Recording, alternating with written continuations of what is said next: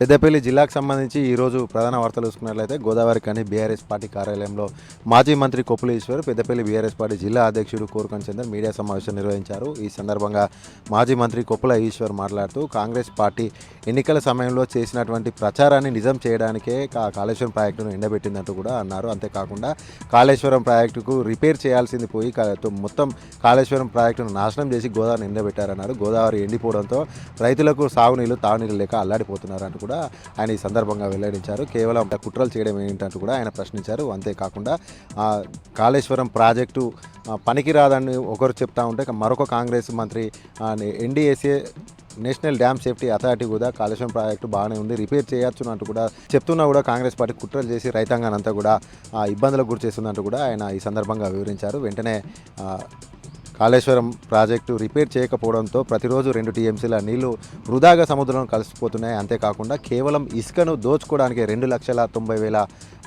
Cubic మీటర్ల ఇసుకను దోచుకునేందుకే కాళేశ్వరం ప్రాజెక్టును ఎండబెట్టింది కాంగ్రెస్ పార్టీ అంటూ కూడా ఈ సందర్భంగా ఆయన వివరించారు. వెంటనే కుంగినటువంటి పిల్లను రిపేర్ చేసి మళ్ళీ కాళేశ్వరం ప్రాజెక్టులో నీళ్లు నిల్వ చేయాలి, రైతాంగాన్ని ఆదుకోవాలంటూ కూడా ఆయన ఈ సందర్భంగా డిమాండ్ చేశారు. ప్రాజెక్టు రిపేర్ చేసేంత వరకు కూడా కాంగ్రెస్ పార్టీ వెంటే పడతామంటూ కూడా ఆయన ఈ సందర్భంగా హెచ్చరించారు.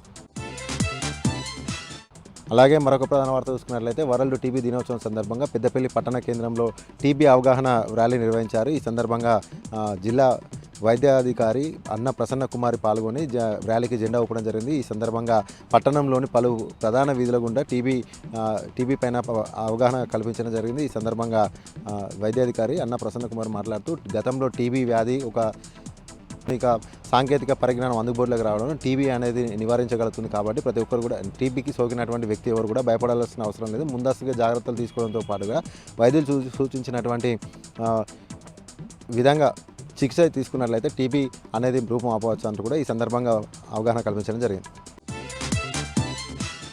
అలాగే మరొక ప్రధాన వార్త చూసుకున్నట్లయితే రామగుండం మున్సిపల్ కార్పొరేషన్ 48వ డివిజన్ వాటర్ ట్యాంక్ వద్ద అబ్బాస్ యాదవ్ అనే యువకుడు ఒక్కరోజు నిరసన చేపట్టారు. ఈ సందర్భంగా అబ్బాస్ మాట్లాడుతూ 48వ డివిజన్లో జరిగినటువంటి స్క్రాప్ కుంభకోణాన్ని ఇప్పటికీ మున్సిపల్ అధికారులు పూర్తి స్థాయిలో విచారణ జరిపించలేదు. అంతేకాకుండా 48వ డివిజన్లో రోడ్లు డ్రైనేజీలు అంతా కూడా ఇక్కడి పనులు అక్కడే ఉన్నాయి. కాబట్టి అసంపూర్తి ఉన్నటువంటి డివిజన్లో ఉన్నటువంటి పెండింగ్ పనులను కూడా వెంటనే పూర్తి చేయాలంటూ కూడా ఈ సందర్భంగా డిమాండ్ చేశారు. ఇప్పటికే రోడ్లంతా కూడా తవ్వడంతో అనేక ప్రమాదాలు జరుగుతున్నాయి. చిన్నపిల్లలు కూడా అనేక ప్రమాదాలకు జరిగినటువంటి సంఘటనలు కూడా ఉన్నాయంటూ కూడా ఈ సందర్భంగా ఆయన వెల్లడించారు. వెంటనే పెండింగ్లో ఉన్నటువంటి సమస్యలతో పాటుగా 48వ డివిజన్లో జరిగిన కుంభకోణం పైన మున్సిపల్ అధికారులు విచారణ చేపట్టి ఆ యొక్క నిధులను సేకరించాలి. సేకరించినటువంటి నిధులతో 48వ డివిజన్ పూర్తిస్థాయిలో కూడా అభివృద్ధి చేయాలంటూ కూడా ఈ సందర్భంగా డిమాండ్ చేశారు. లేని పక్షంలో ఆమరణ నిరాహార దీక్షకు సైతం సిద్ధమంటూ కూడా ఈ సందర్భంగా యువకుడు వెల్లడించారు.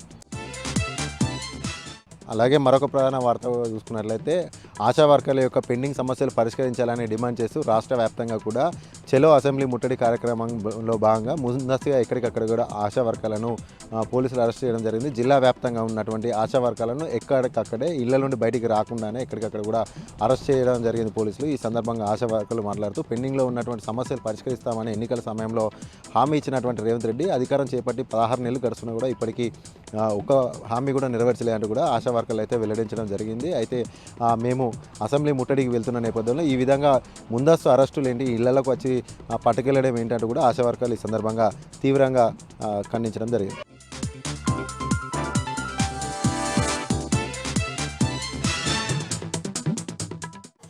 జగిత్యాల జిల్లా నుంచి ఇవాళ ప్రధాన వార్తలు ఒకసారి పరిశీలిస్తే జగిత్యాల జిల్లా వ్యాప్తంగా మొన్న కురిసినటువంటి అకాల వర్షానికి 5,000 ఎకరాలకు పైగా పంట నష్టం వాటిల్లింది. అయితే ఇందులో ప్రధానంగా గొల్లపల్లి మండల కేంద్రంలో ఇటు మొక్కజొన్నతో పాటు వరి, నువ్వులు, ఇతర పంటలు నష్టపోగా అయితే తనిఖీకి వచ్చినటువంటి వ్యవసాయ శాఖ అధికారులు చుట్టపుచూపుగా చూసి వెళ్లారే తప్ప పూర్తి స్థాయిలో తమకు న్యాయం చేసే విధంగా అయితే వారు పరిశీలించినట్టు ఎక్కడ కనిపించలేదంటూ వాళ్ళంతా కూడా వాపోయారు. పూర్తి స్థాయిలో తమకు న్యాయం చేయాలని సందర్భంగా వాళ్ళు ఈ అధికారులను అయితే కోరారు. ప్రభుత్వం తక్షణమే తమను ఆదుకోవాలని కోరుతున్నారు.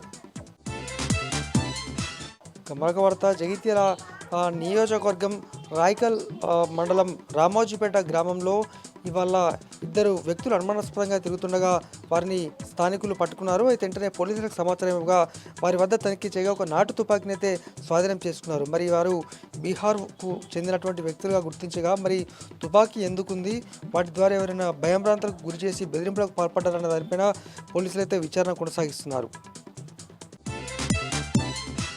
మరొక వార్త ధర్మపురి నియోజకవర్గం కోటిలింగాలలో నిన్న పుణ్యస్నానం ఆచరించేందుకు వచ్చినటువంటి వ్యక్తి భార్య కళ్ళెదుటే నీట మునిగి మృతి చెందాడు. తీవ్ర విషాదం అయితే నెలకొంది. కరీంనగర్ చెందినటువంటి విఘ్నేష్గా గుర్తించారు. అయితే ఆ పుణ్యస్నానం ఆచరిస్తుండగా ఒక్కసారిగా నీటి ఫ్లో ఉండడము, అలాగే అతను ఈత పూర్తి స్థాయిలో రాక అందులో మృతి చెందాడు. జాలర్లు అతన్ని వెతికి మృతదేహాన్ని అయితే బయటకు తీశారు. పోలీసులు కేసు అయితే నమోదు చేసుకున్నారు.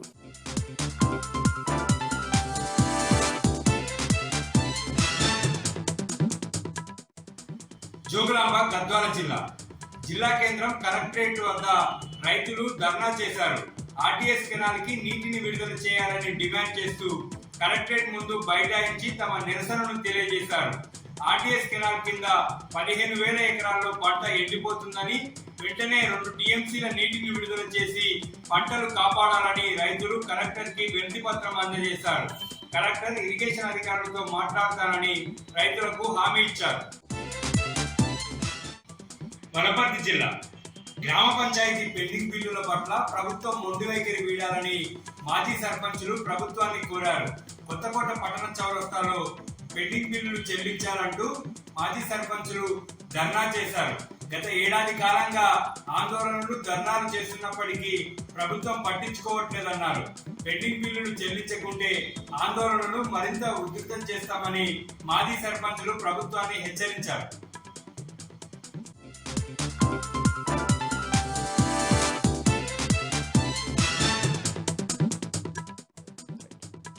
ఇక సూర్యాపేట జిల్లా వార్తలు ఒకసారి చూద్దాం. సూర్యాపేట జిల్లా కేంద్రంలో మాజీ మంత్రి సూర్యాపేట ఎమ్మెల్యే జగదీష్ రెడ్డి మీడియాతో మాట్లాడారు. కేంద్ర రాష్ట్ర ప్రభుత్వాలు రెండు కూడా తెలంగాణకు అన్యాయం చేస్తూ ఇక్కడ ఉన్నటువంటి రైతులను ఇబ్బందికి గురి చేస్తున్నాయంటూ కూడా ఆయన వాపోవడం జరిగింది, ఫైర్ కావడం జరిగింది. వడ్ల కొనుగోలు కేంద్రాలు ఏర్పాటు చేయకుండా రైతులను ఇబ్బంది పెడతా ఉన్నారు. ఇప్పటికే ప్రైవేటు మిల్లులకు వడ్లంతా కూడా తరలి వెళ్తూ ఉంది. రైతుల్ని ప్రైవేట్ మిల్లులు దోచుకుంటున్నారు. అయినప్పటికీ కూడా ప్రభుత్వంలో ఏమాత్రం కూడా చలనం లేదని కూడా ఇప్పటికే చెప్తా ఉన్నారు. అసెంబ్లీ వేదికగా పచ్చి అబద్ధాలు చెప్తూ ఎక్కడికక్కడ కూడా మభ్యపెడుతూ ప్రజల్ని తప్పుదారి పట్టిస్తూ అసెంబ్లీ నియమ నిబంధనలకు తిలోకాలిస్తూ కాంగ్రెస్ పార్టీ పచ్చి మోసం చేస్తున్నట్టు కూడా ఆయన సందర్భంగా ఆగ్రహం వ్యక్తం చేయడం జరిగింది. రైతు రుణమాఫీ విషయంలో ప్రధానంగా పచ్చి అబద్ధాలు చెప్పారు. మొదటగా 45,000 కోట్లు అన్నారు, ఆ తర్వాత 36,000 కోట్లు అన్నారు. తీరా అసెంబ్లీలో 20,000 కోట్లు మాత్రమే రుణమాఫీ చేశాం, ఇక రుణమాఫీ పూర్తిగా అయిపోయిందంటూ కాంగ్రెస్ పార్టీ ప్రకటించిన దాని పట్ల ఆయన తీవ్రంగా ఆగ్రహం వ్యక్తం చేయడం జరిగింది. నేటి వరకు 70% మంది రైతులకు రుణమాఫీ కాలేదు. ఎక్కడికక్కడ కార్యాలయాల చుట్టూ కూడా తిరుగుతూ ఉన్నారు. కాళ్ళకు చెప్పులు అరిగేలాగా కార్యాలయాల చుట్టూ అధికారుల చుట్టూ రైతన్నలు తిరుగుతూ ఉన్నారు. ఎన్నికల్లో హామీలు చెప్పినటువంటి ఏ ఒక్క హామీని కూడా కాంగ్రెస్ పార్టీ ప్రభుత్వం అమలు చేయలేదని కూడా ఆయన సందర్భంగా ఆగ్రహం వ్యక్తం చేశారు. ఇక సూర్యాపేట జిల్లా సంబంధించి మరొక వార్త చూద్దాం. సూర్యాపేట జిల్లా చివరి మండలం బీబీగూడ వద్ద ఘోర రోడ్డు ప్రమాదం చోటు చేసుకుంది. కారుని ఒక ఆర్టీసీ బస్సు ఢీకొనడంతో కారులో ప్రయాణించినటువంటి 3 వ్యక్తులు అక్కడికక్కడికి చనిపోయారు. మరొక 4గురికి తీవ్రంగా గాయాలయ్యాయి. వీరందరిది కూడా తొర్రూరు మండలంగా పోలీసులు నిర్ధారించారు. ఒక శుభకార్యానికి వెళ్ళి వస్తుండగా బస్సును ఓవర్టేక్ చేయబోయి కారు ఒక్కసారిగా ఢీకొనడంతో కారు అంతా కూడా నుజ్జునుజైంది. కారులో ప్రయాణించినటువంటి 3 మృతదేహాలు కూడా ఎక్కడికక్కడ కూడా నుజ్జునుజు కావడంతో ఆ ప్రాంతం అంతా కూడా బీదాహంగా మారింది. ఒకే కుటుంబానికి సంబంధించినటువంటి 3 వ్యక్తులు అక్కడికి చనిపోవడంతో తీవ్ర నిశ్చాచాలు అనుకున్నాయి. ఇక నల్గొండ జిల్లా వార్తలు ఒకసారి చూద్దాం. నల్గొండ జిల్లా చిట్యాలలో 2 గంజాయి ముఠాను పోలీసులు అరెస్ట్ చేశారు. ఉత్తరప్రదేశ్ సంబంధించినటువంటి 2 యువకులు నుంచి 12 కిలోల గంజాయిని స్వాధీనం చేసుకున్నారు. ఐస్ క్రీమ్ బండి పేరుతో పిల్లలకు ఆశ చూపిస్తూ ఐస్ క్రీమ్ పేరుతో అక్కడ గంజాయి విక్రయిస్తున్నట్టుగా కూడా పోలీసుల విచారణ వెల్లడైంది. వీరిద్దరు గత కొంతకాలంగా చౌటుప్పల్, చిట్యాల, నార్కెట్పల్లి ప్రాంతాల్లో ఐస్ క్రీమ్ అమ్ముతున్నటువంటిగా నటిస్తూ గంజాయి అమ్ముతూ విద్యార్థులకు నేర్పిస్తున్నట్టుగా కూడా పోలీసుల విచారణ వెల్లడైంది. వీరిపైన పీడీ యాక్ట్ పెట్టి కేసు నమోదు చేశారు.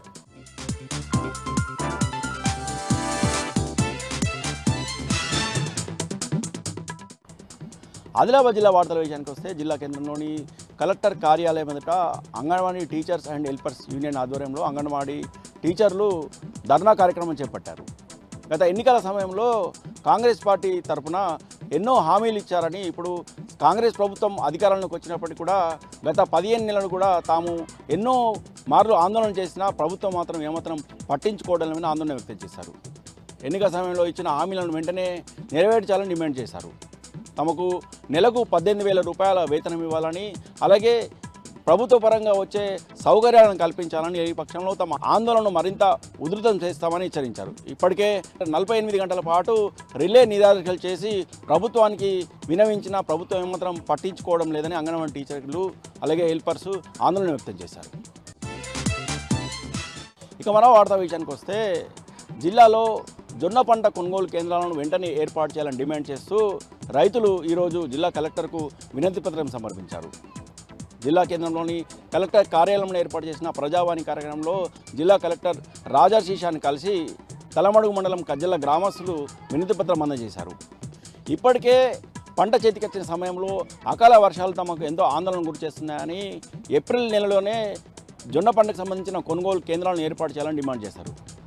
అలాగే ఎకరానికి 20 క్వింటాల దిగుబడి వస్తుందని, అయితే ప్రభుత్వం మాత్రం గత సంవత్సరం కేవలం ఎకరానికి 12 క్వింటాల జొన్నలు మాత్రమే కొనుగోలు చేసిందని, అయితే తాము మిగిలిన 8 క్వింటాల జొన్నలను ప్రైవేటుగా వ్యాపారులకు అమ్ముకొని నష్టపోయామని ఆందోళన వ్యక్తం చేశారు.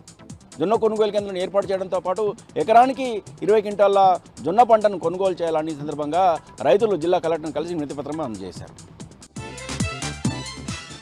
ఇక నిర్మల్ జిల్లా వార్తల విషయానికి వస్తే, నిర్మల్ జిల్లాలో పలు గ్రామాలలో ఇప్పటికే తాగునీటి సమస్య రోజురోజుకు పెరుగుతున్న పరిస్థితి కనిపిస్తుంది. జిల్లాలో పలు గ్రామాలలో ఇప్పటికే ఇటు మిషన్ భగీరథ నీళ్లు అందక, అలాగే భూగర్భ జలాలు తగ్గిపోయి బోర్లు ఎండిపోయి చెరువులు కుంటలు ఎండిపోవడంతో తాగునీటి సమస్య రోజురోజుకు తీవ్రతరం అవుతుంది. కుబీర్ మండల కేంద్రంలోని దోబీ కాలనీ, అలాగే జై శ్రీరామ్ కాలనీలలో నిన్న అర్ధరాత్రి 1 గంట వరకు కూడా తాము తాగునీటి కోసము రోడ్లపై నిలవాల్సిన పరిస్థితి ఏర్పడిందని గ్రామస్తులు ఆందోళన వ్యక్తం చేశారు. ఓవైపు మిషన్ భగీరథ పైప్ లైన్లు సరిగా పనిచేయడం లేదని, అలాగే భూగర్భ జలాలు తగ్గిపోయి బోర్లు ఎండిపోయాయని గతంలో ఇప్పటికే అధికారులకు ఫిర్యాదు చేసిన అధికారులు ఏమాత్రం పట్టించుకోవడం లేదని, ఇప్పటికైనా తమకు తాగునీటి సమస్యను తీర్చాలని కుబీర్ మండలంలోని దోబీరాట్ కాలనీ, అలాగే జై శ్రీరామ్ కాలనీకి చెందిన ప్రజలు ప్రభుత్వాన్ని డిమాండ్ చేశారు. ఇక మరో వార్తా విషయానికి వస్తే, కడెం మండలంలోని ఉడుంపుం గ్రామంలో తాగునీటి కోసము ప్రజలు పడరాని పాటు పడుతున్నారు. గ్రామంలో ఇప్పటికే భూగర్భ జలాలు తగ్గిపోయి బోర్ల నుంచి చుక్క నీరు రావడం లేదు. అలాగే చెరువులు కుంటలు ఎండిపోవడంతో ఉన్న ఒకే బావి వద్ద తాము గంటల తరబడి నిలబడి తాగునీటి కోసము పడరాని పాటు పడుతున్నామని ఆందోళన వ్యక్తం చేశారు. గ్రామానికి 2 కిలోమీటర్ల దూరంలో ఉన్న ఒకే ఒక బావి వద్దకు వెళ్ళి తాము తాగునీటి తెచ్చుకుంటున్నామని, ఇప్పటికైనా ప్రభుత్వ అధికారులు వెంటనే స్పందించి తమకు తాగునీటి సమస్యను పరిష్కరించాలని డిమాండ్ చేశారు.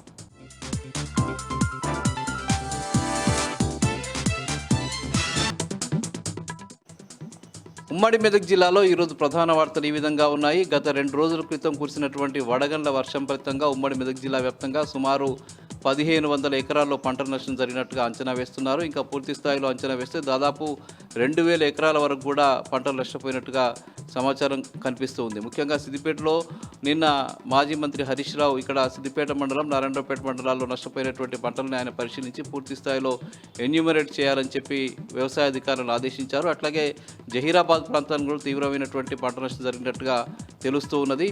సిద్దిపేట ప్రాంతంలో జరిగినటువంటి పంట నష్టం మీద పూర్తి స్థాయిలో అంచనా వేయాలని చెప్పి వ్యవసాయ శాఖ అధికారులను హరీష్ రావు ఆదేశించారు. ఇక గజ్వేల్లో జరిగినటువంటి ఇఫ్తార్ విందులో మాజీ మంత్రి హరీష్ రావు పాల్గొన్నారు. ముస్లిం సోదరులకు ఆయన ఈ సందర్భంగా ఇఫ్తార్ విందు ఇచ్చారు. కేసీఆర్ తరఫున ఈ ఇఫ్తార్ విందు జరిగింది. ప్రతి సంవత్సరం కూడా స్థానిక మైనార్టీలకు ఇఫ్తార్ విందు ఇవ్వడం రంజాన్ మాసం సందర్భంగా ఆనవాయితీగా వస్తూ ఉన్నది. అందులో భాగంగా ఆయన ఈ సందర్భంగా మాట్లాడుతూ రేవంత్ రెడ్డి ప్రభుత్వం మైనార్టీలను తీవ్రస్థాయిలో వంచిందని చెప్పి ఆయన సందర్భంగా ఆ ప్రభుత్వంపై తీవ్రస్థాయిలో ధ్వజమెత్తారు. ఇక మెదక్ జిల్లా వార్తలు వచ్చేసరికి మెదక్ జిల్లా నర్సాపూర్లో ఆశా వర్కర్లను పోలీసులు అరెస్ట్ చేశారు. కమిషనరేట్ ముట్టడికి బయలుదేరుతున్న క్రమంలో వాళ్ళని పోలీసులు అరెస్ట్ చేశారు. ముఖ్యంగా చాలా రోజులుగా ఆశా వర్కర్లకు సరైన వేతనాలు అందించకపోవడం పట్ల వాళ్ళు ఆందోళనకు సిద్ధమయ్యారు. అక్కడికి వెళ్తున్న క్రమంలో పోలీసులు వాళ్ళని అరెస్ట్ చేశారు. ఇక సంగారెడ్డి జిల్లా గుమ్మడిదలలో డంపింగ్ యార్డుకు వ్యతిరేకంగా తీవ్రస్థాయిలో ఆందోళన కొనసాగుతూ ఉన్నది. ఇక్కడికి సంబంధించిన చాలామంది ఆందోళనకారులు ఈరోజు అక్కడికి ఇందిరా పార్క్ వద్దకు వెళ్ళి హైదరాబాద్లో పెద్ద ఎత్తున ధర్నా నిర్వహించారు. మరోవైపు ప్యారానగర్కు చెందిన ఒక రైతు గుండె ఆగిపోయినటువంటి పరిస్థితి. అక్కడ ఇటీవల చాలా రోజులుగా ఆందోళనలో కొనసాగుతున్నటువంటి వ్యక్తి అక్కడ గుండెపోటుతో మృతి చెందడం స్థానికంగా విషాదం కలిగించింది. అందుకు సంబంధించి కూడా పోలీసులు విచారణ చేస్తూ ఉన్నారు. ఇక జహీరాబాద్ ప్రాంతంలో పెద్ద ఎత్తున వడగండ్ల వర్షానికి పంటలు దెబ్బతిన్నాయి. సుమారు 600 ఎకరాల్లో ఈ పంటలు నష్టపోయినట్టుగా అంచనా వేస్తున్నారు. దాదాపు 1000 ఎకరాల వరకు కూడా పంటల నష్టం జరిగినట్టుగా తెలుస్తుంది. జరాసంగం మండలంతో పాటు న్యాల్కల్ మండలంలో పెద్ద ఎత్తున వడగళ్ల వర్షం కురిసింది. ఈ నేపథ్యంలో అక్కడి రైతులంతా కూడా ప్రభుత్వం తమను ఆదుకోవాలని చెప్పి డిమాండ్ చేస్తూ ఉన్నారు.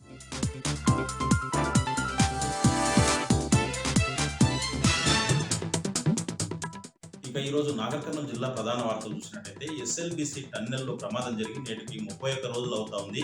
నెల రోజులు దాటినప్పటికీ అందులో చిక్కుకున్న 7 మంది మాత్రం ఆచూకీ లభ్యం కావడం లేదు. ప్రతినిత్యం అన్వేషణ కొనసాగుతా ఉంది. లోపలికి వెళ్ళాలంటే భయానక పరిస్థితులు ఉన్నాయని చెప్పేసి లోపల 40 మీటర్లు కూడా డేంజర్ జోన్ గా ప్రకటించి దానికి కంచె కూడా ఏర్పాటు చేసినట్టుగా చెప్తున్నటువంటి పరిస్థితి కనిపిస్తూ ఉంది. ముఖ్యంగా చూసినట్టయితే అధికారులు నిరంతరం అన్వేషణ చేయిస్తున్నప్పటికీ కూడా ఫలితం అయితే దక్కడం లేదు. దీనికి సంబంధించి ఈరోజు హైదరాబాద్ లో సీఎం రేవంత్ రెడ్డి సమీక్ష సమావేశం నిర్వహించారు. ఈ సమావేశానికి మంత్రులు ఉత్తమ్ కుమార్తో పాటు పొంగులేటి శ్రీనివాసరెడ్డి హాజరయ్యారు. అధికారికంగా సిఎస్ శాంతాకుమారితో పాటు కలెక్టర్ పదావత్ సంతోష్, ఎస్పీ గైక్వాడ్ వైభవ్ రఘునాథ్ కూడా సమావేశంలో పాల్గొని దానికి సంబంధించినటువంటి పురోగతి రాబోయే రోజుల్లో చేయాల్సినటువంటి అంశం కూడా చర్చించినట్టుగా మనకు తెలుస్తా ఉంది. రెస్క్యూ అయితే కంటిన్యూ చేయాల్సిందే అని చెప్పేసి ఒక సీనియర్ ఐఏఎస్ అధికారిని వెంటనే నియమించాలని చెప్పేసి ఎక్స్పర్ట్స్ కమిటీ సూచనల మేరకు ముందుకు సాగాలని చెప్పేసి కూడా సూచించినటువంటి పరిస్థితి కనిపిస్తా ఉంది. మొత్తంగా ఎన్ని చేసినప్పటికీ వాళ్ళ కుటుంబాల బాధ అయితే వర్ణనాతీతం. ఇప్పటి వరకు వాళ్ళు పడిగాపులు కాస్తున్నటువంటి పరిస్థితి కనిపిస్తా ఉంది. ఏంటి పరిస్థితి, దయనీయమైన పరిస్థితి అని చెప్పేసి ఎవరైతే లోపల చిక్కుకుని ఉన్నారో వాళ్ళ కుటుంబ సభ్యులు ఆవేదన చెందుతున్నటువంటి పరిస్థితి కనిపిస్తా ఉంది. ఈ సంఘటనపై పలు అనుమానాలు కూడా వ్యక్తం చేస్తున్నటువంటి పరిస్థితి కనిపిస్తుంది. మరొక వార్త చూసినట్టయితే నల్లమల అటవీ ప్రాంతంలో పులుల గణన ప్రారంభమైంది. నల్లమల ప్రాంతంలోని బ్లాక్ 3లో కొల్లాపూర్, అచ్చంపేట, లింగాల పరిధిలో ఉన్నటువంటి ఫారెస్ట్ అధికారులతో పాటు బయాలజిస్ట్ అధికారులంతా కూడా సంయుక్తంగా పులుల గణన ప్రారంభించారు. కెమెరాల ఆధారంగా గత సంవత్సరంతో పోలిస్తే గత సంవత్సరం 9 పులులు ఉండేవని చెప్పేసి ఈసారి వాటి కదలికల ఆధారంగా, వాటి పాదాల ముద్రల ఆధారంగా ఈసారి సంఖ్య పెరిగే అవకాశం ఉందని చెప్పేసి అటవీ శాఖ ఫారెస్ట్ రేంజ్ అధికారి చంద్రశేఖర్తో పాటు బయాలజిస్ట్ రజనీకాంత్ తెలిపినటువంటి పరిస్థితి. మొత్తంగా చూసినట్టయితే అటవీలో కెమెరాలు ఉండడం వల్ల వన్యప్రాణుల కదలికలతో పాటు అక్రమ కలప అరికట్టడంతో పాటు అనేక ఉపయోగాలు ఉన్నాయని చెప్పేసి కూడా వాళ్ళు తెలిపినటువంటి పరిస్థితి కనిపించింది. మొత్తంగా ప్రతి సంవత్సరం కూడా మార్చి నెలలో అటవీ దినోత్సవం సందర్భంగా పులుల గణన ప్రారంభమవుతుందని చెప్పేసి వాళ్ళు తెలిపినటువంటి పరిస్థితి కనిపించింది. ఏదేమైనప్పటికీ గత సంవత్సరంతో పోలిస్తే ఈ సంవత్సరం పులుల సంఖ్య పెరిగే అవకాశం ఉందని కూడా వాళ్ళు చెప్పినటువంటి పరిస్థితి కనిపించింది.